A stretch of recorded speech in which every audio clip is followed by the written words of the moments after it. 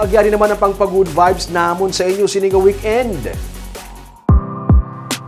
Nagapangita ka mo balas ang bonding moments with family and friends pero may adventure nga dala.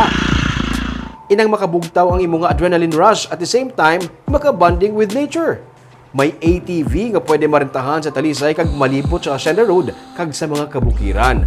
May mga guide man nga mag-upod sa inyo sa pagkadto sa mga tourist destinations.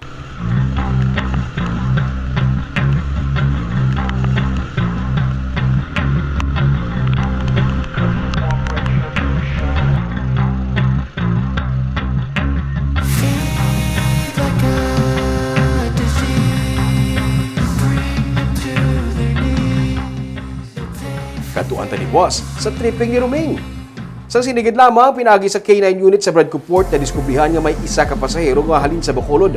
Padulong sa Dumangas, Iloilo ang nagtingwa nga itabuk ang iligal nga droga o galing malas niya lang kay duty ni Lee.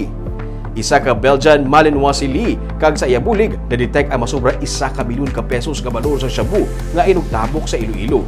Aton kilalahon si Lee sa Sunday sa Baganihan.